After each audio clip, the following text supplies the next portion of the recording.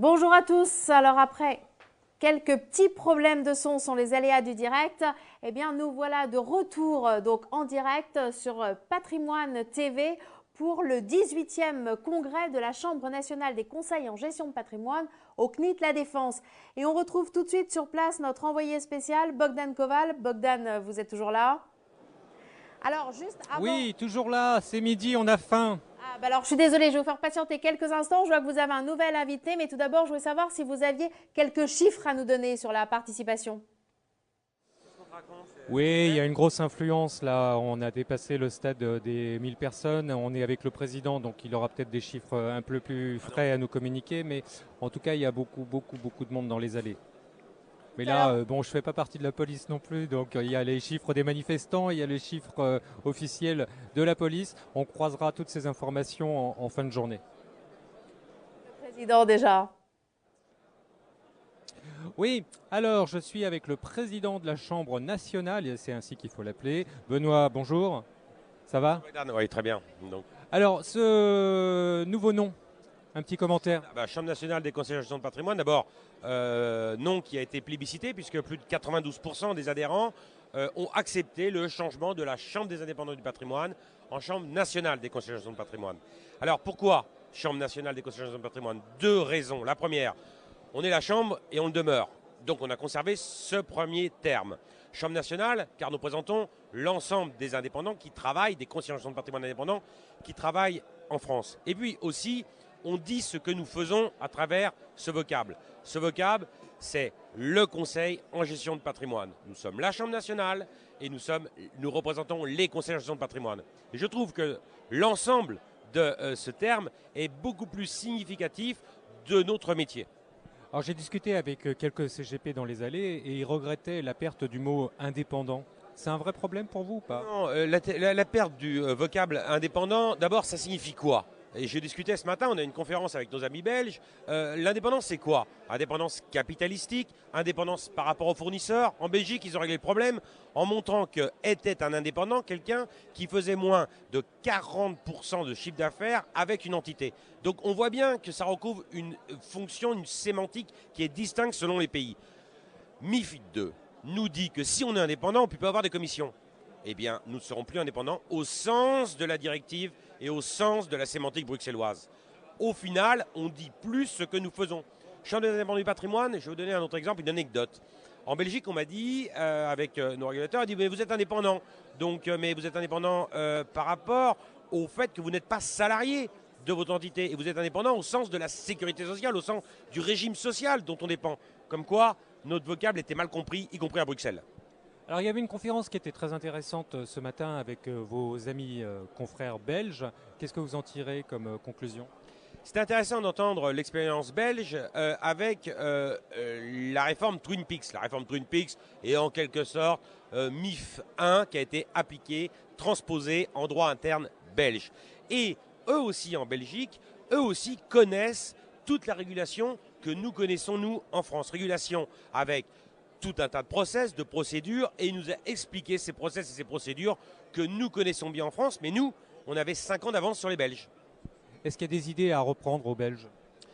Non, c'est plutôt eux qui ont pris des idées sur nous. En ce sens qu'on avait, je le répète, avec le statut de CIF, on était en avance sur nos homologues européens. Alors eux, ils ont dû aller transposer MIFID 1 et transposer déjà avancé sur MIFID 2 en un laps de temps qui était beaucoup plus court. Car je rappelle que leur réforme ne s'applique que depuis 2013. Donc ils ont dû accélérer un mouvement que nous avions déjà entamé en 2007. Donc c'est nous qui étions en avance par rapport à leur régulation. Alors, je n'ai pas discuté avec le président, mais avec certains de ses associés. Et ce qu'il en ressort, c'est que quand même, c'est une très très grosse organisation. Ils ont beaucoup d'argent, ils ont des budgets de communication très importants. Je crois que le président est même salarié. Ça vous fait rêver, ça, non? Non, pas du tout. Donc moi, ça ne me fait pas rêver. C'est le mode d'organisation. Je rappelle. Un budget d'1 million en communication, ça vous fait pas rêver? 1 750 000 donc, euros de communication. Mais c'est différent. L'organisation du marché belge est distincte. Je rappelle que la FEPRABEL, dont est, Patrick Covert est le CEO, est une organisation qui recouvre à la fois les courtiers en assurance à la fois les agents bancaires qui ne sont pas salariés, ce qu'on ne connaît pas en France. En France, les banques, le réseau bancaire a des salariés. Ben là, il y a des réseaux indépendants, si je puis dire, qui représentent les banques. Donc ce n'est pas du tout le même mode d'organisation. Et il y a en tout 60 000 acteurs, dont 3 000 membres qui sont membres donc de FEBRAPEL. Et bien évidemment, ils ont voulu se doter d'une fonction qui est un temps plein. Et moi, je dois dire, ça ne me fait pas rêver, mais le temps que je consacre à la Chambre, c'est plus de 40 heures par semaine. Donc c'est quasi un temps plein. Votre plus grosse réussite depuis que vous êtes aux commandes de la Chambre? Bon, écoutez, depuis que moi je suis président de la Chambre, pour l'instant, la raison pour laquelle je me suis engagé, c'était la défense de notre modèle économique. Et aujourd'hui, ce dont je suis heureux, content, je ne suis pas certain encore, mais à 95%, on sait juste qu'on aura la faculté de toujours percevoir nos commissions pour peu qu'on fasse bien notre métier dans le cadre de la transparence, de la gestion des conflits d'intérêts et qu'on comprenne bien ce que veut notre régulateur. Ça, j'en suis le plus fier. Et puis, la deuxième chose, je suis heureux d'avoir hier obtenu plus de 95% de satisfecit lorsque j'ai demandé à nos adhérents de délivrer le quitus à notre gestion. Ça, j'en suis content aussi. Alors qu'est-ce que vous allez faire pour rendre ce métier plus sympathique aux yeux du grand public? Parce que c'est un métier qu'on ne connaît pas. Mais tout est à faire, effectivement, je suis bien d'accord. Déjà, la première chose, c'est qu'en se présentant comme la Chambre nationale des conseils en gestion de patrimoine, le public sait ce que nous allons faire, puisque notre nom dit ce que nous faisons. Déjà, on a un gros point en communication. Deuxième chose, on a obtenu dans un grand canard, dans un grand périodique, un grand quotidien national économique, une tribune qu'on va utiliser pour nous faire mieux connaître. Et puis deuxième chose, c'est dans le cadre de la transposition des directives MIFID 2 notamment, donc au niveau 3 avec l'AMF, on va œuvrer pour qu'on puisse montrer à l'ensemble des épargnants que nous sommes un gage de sérieux et de qualité pour gérer leur épargne, pour gérer leurs intérêts privés. Benoît, merci beaucoup. Merci. Voilà Isor, c'était le point à la mi-journée avec le président et ça c'était un grand plaisir et un honneur d'avoir le président de la Chambre ce midi avec nous. Alors je voudrais peut-être qu'on en profite en tout cas de ce petit temps de répit pour annoncer les heures de rendez-vous de cet après-midi. Vous allez me confirmer, c'est bien 14h30, 16h et 17h les trois directs? Oui, 14h30 on va reprendre et puis ensuite ce sera 16h pour faire un petit point en fin de journée. Et 17h, ce sera la clôture et nous aurons le plaisir d'avoir Géraldine Métifeux, la vice-présidente, qui nous tiendra au courant justement un petit peu de la journée, du nombre de participants, de l'accueil des CGP, du sentiment des asset managers. Ils sont en 84, hein, je vous le rappelle, donc c'est important, c'est un événement. On l'a vu avec Christian Vito, si vous avez suivi notre JT de 11h, que pour les asset managers, parfois c'était un engagement très important. Financièrement, c'est pas neutre de venir ici. Donc ils sont là, ils sont nombreux, ils se sont investis. Si vous regardez un petit peu les stands, vous verrez qu'ils sont 3, 4, voire 5 de l'équipe commerciale ici sur le terrain. Donc c'est une grosse opération pour eux. C'est beaucoup de temps, beaucoup d'investissement personnel. Certains ont du reste commencé hier soir et peut-être terminé tôt ce matin. Donc vous savez, c'est important pour la profession. Et n'oubliez pas que la semaine dernière, nous avions l'ANACOFI, donc l'ANACOFI le 19 mars, le 24 mars, la Chambre nationale. C'est un gros effort pour les asset managers, il faut les saluer à ce niveau-là. Justement, vous avez eu l'ANACOFI, aujourd'hui vous avez la Chambre nationale. Quelle est un peu la température? Comment les CGP vivent un petit peu les marchés actuellement? Est-ce que vous en avez parlé un peu avec eux? Oui, vous savez, les CGP, on en reçoit régulièrement, hein, puisqu'on a parole de CGPI, donc ils viennent en plateau. Ceux que j'ai eu l'occasion de croiser ce matin dans les stands, écoutez, quand ils sont ici, ils sont toujours contents, joyeux, parce que c'est un moment où les gens se retrouvent, où ils peuvent discuter. Alors les intérêts des uns et des autres sont bien sûr différents. Il y a ceux qui viennent simplement pour voir des asset managers, il y a ceux qui viennent rencontrer des confrères, parce que souvent ils sont isolés dans les régions, donc c'est bien de discuter avec des confrères, de partager des expériences, parce que certains sont plus spécialisés, on le sait, dans l'immobilier, dans la défiscalisation ou dans l'assurance vie et l'asset management. Donc il y a des expertises croisées, il y a des gens qui n'ont peut-être pas d'expérience dans l'immobilier, dans tout ce qui est prêt, montage de prêts. Et c'est vrai que les CGP sont friands d'informations et surtout la tendance du moment, c'est bien sûr le rapprochement On sait que les cabinets essaient de se regrouper. C'est de plus en plus difficile pour un cabinet d'être seul. La réglementation est devenue extrêmement compliquée pour eux. Donc il y a de gros efforts de fait à ce niveau. Et si on sent beaucoup de joie, bien sûr, ici, on sent également une teinte de, comment dirais-je, de préoccupation pour l'avenir, parce que c'est vrai que les textes ont eu du mal à sortir. Donc maintenant, le président, on l'a encore dit ce matin, et il nous a rassuré. Il n'y a pas de risque pour l'avenir de ce métier, mais ce métier va de toute façon changer. Et j'avais eu l'occasion aussi de discuter avec Olivier Collin, qui malheureusement ne pourra pas être là cet après-midi. Olivier Collin, c'était le président de la Chambre jusqu'à 2006. Et Olivier m'a dit qu'aujourd'hui, il ne pourrait pas être président, il ne souhaiterait pas, parce que la réglementation a tellement changé. Le métier de président a beaucoup changé. Il saluait justement Benoît Lombard à ce niveau-là. En 10-15 ans, le métier a totalement changé. Et en tout cas, coup de chapeau aux CGP qui s'installent, aux jeunes surtout, parce que ça doit être extrêmement compliqué pour eux. Parce que finalement, comme problématique que l'on avait, il n'y avait pas uniquement ce problème en fait des commissions. Il y en avait beaucoup d'autres problèmes, et des problèmes qui devront encore être traités avec l'AMF et la CPR finalement. Tout à fait. Vous savez, le problème qui s'est longtemps posé, c'est ce terme d'indépendance, parce qu'effectivement, les CGP, depuis des années, travaillaient à la commission, ça veut dire sur l'encours.